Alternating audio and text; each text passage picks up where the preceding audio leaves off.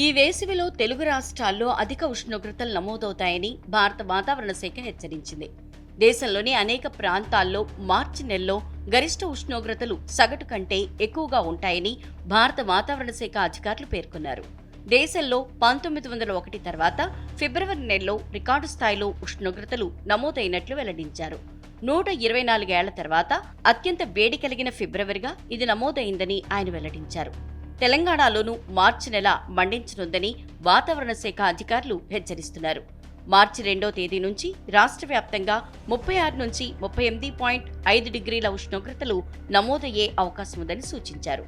ఫిబ్రవరిలో సాధారణం కంటే 50% వర్షపాతం తగ్గిందని, గాల్లో తేమ కూడా తగ్గిందని పేర్కొన్నారు.